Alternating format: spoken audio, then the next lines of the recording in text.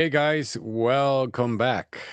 In this video, we're going to be discussing about the benefits of DeFi and how DeFi users are winning in every market condition compared to just people that are holding and hoping for price appreciation. So you made a great post, Steve. Do you want to talk a little bit about it? Yeah, man. I just I was scrolling through X and the last couple of days just seeing so much negativity about the overall market. It's like, oh, the price is going down, the price, the price, the price, the price. Was just sick and tired of hearing price, even from some of our own community members. It's actually disheartening because it fails to show that a lot of people realize what DeFi is, right? They think they know what it is, but they don't, obviously, if all they focus on is the price. And so that's kind of what led me to this post. It was kind of talk to not just the crypto industry entirely, but also, our own personal ecosystem that guys, to let them know, like, there's more to this ecosystem than price appreciation. If Flare is at a penny or if it's at $10, it doesn't make a difference. There is DeFi to be done. So that's kind of what drove that post. Yeah, no, I absolutely agree. And I think that what we always talk about with DeFi is that you have to make sure that you win on both sides of the trade. And what that means is like if the prices go up, you have more dollars to work with. And if the prices go down, then you have more of that crypto. So that's why we always recommend to only do DeFi with assets that you absolutely are happy to hold long term.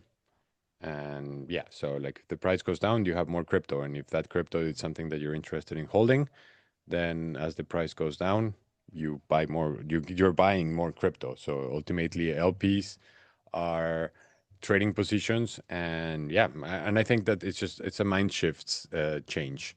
Instead of having some assets that are just sitting in your wallet and hoping for price appreciation, you have capital that can be put to work every single day, and that it's like having a little worker that is working for you all the time, and I think that's amazing. One thing that I want to share with you guys is 2 nights ago, yeah, so like what is it? 36 hours ago, I opened this LP. So this screenshot I sent it to Steve at 7:30 a.m.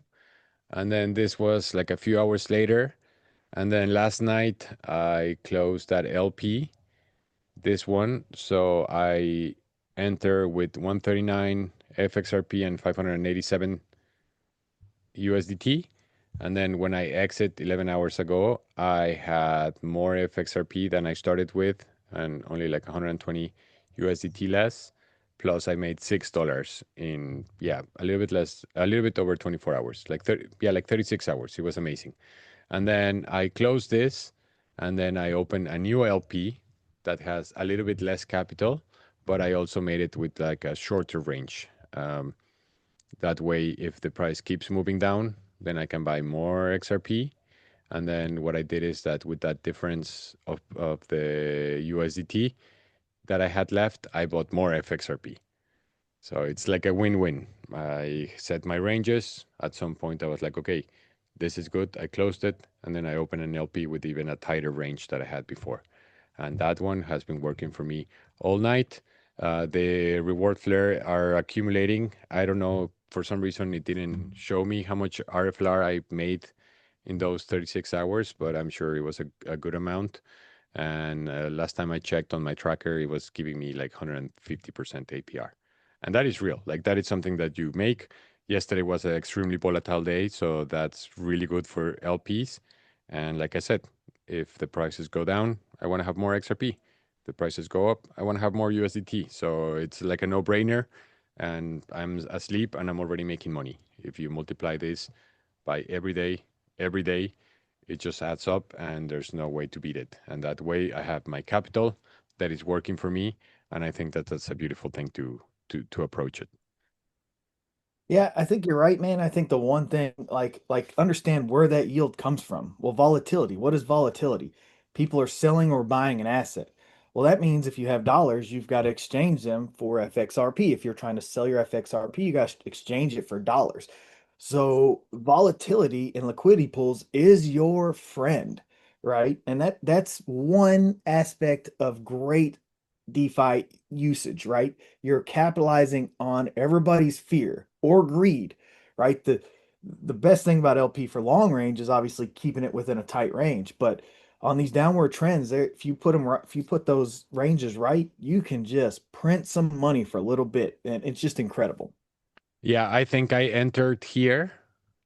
It was November 3rd in the morning, some point in the morning. So then all of this volatility is what I captured. So this is a lot of people buying and a lot of people selling. And I saw that there was very little liquidity in that pair at that price point. So I entered. And that's what market makers do. And I think that one aspect that is very important to remember is that the fact that crypto it's becoming easier and easier to use, it does not mean that you automatically make good decisions every single time. So I feel Oh, like no, that's that not that's the true. thing is that you have to take the time to learn, like any profession, like I don't know, even being a gardener, like takes some time to perfect and be really good and be able to observe certain things and be able to act. So becoming a banker is no different. If you want to win in this game, you just have to take the time to learn it. And I know that not everybody has the same amount of time uh, to learn this, but you can go at your own pace, and you can also set things in a way that it's appropriate for you, the time that you have to manage and the time that you have to the exposure that you want to have. For me, this is like my full-time job right now. I'm doing this all day long, and I'm making more money than I could if I was working the same amount of hours here in my town. So it's a no-brainer for me. Bro, it's so funny. People fail to realize that, you know, when we connected now a little over a year ago, I mean, we were moving $5 here, $10 there, 20 here, 20 there, just being consistent.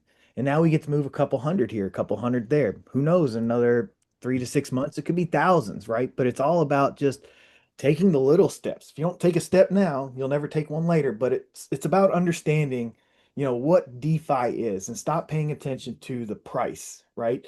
Because again, I go back to my post where we're talking about that, right? Liquidity pools are great, but also there are other indications of ways that money is being moved on the market, which, TVL is to me a big indicator.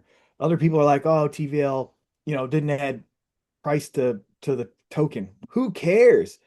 TVL is great for DeFi. It means people are bringing money to the ecosystem.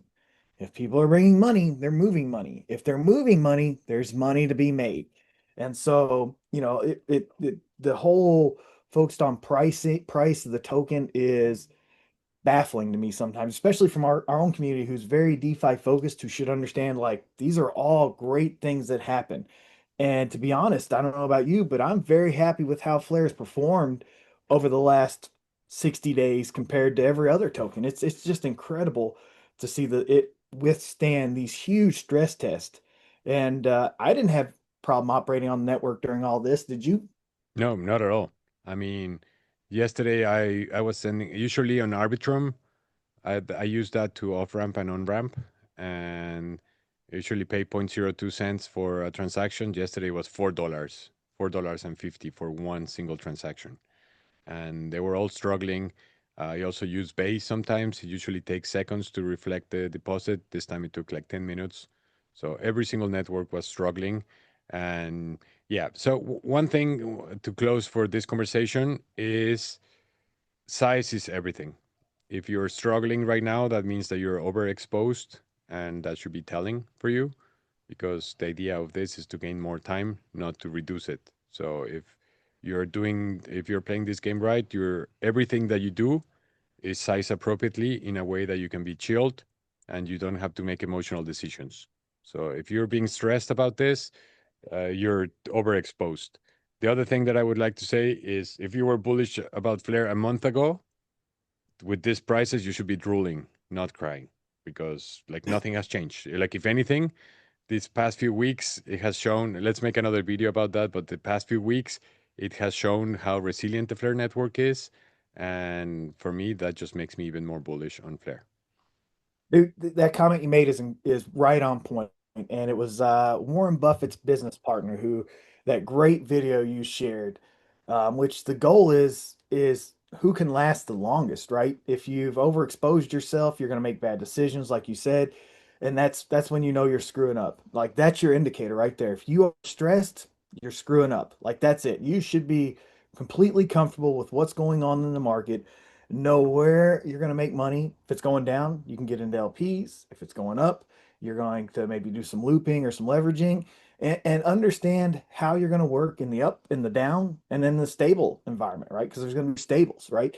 So if you don't have that plan and you aren't comfortable, you're like you just said, you're overexposed, you're at risk, you're going to make bad decisions.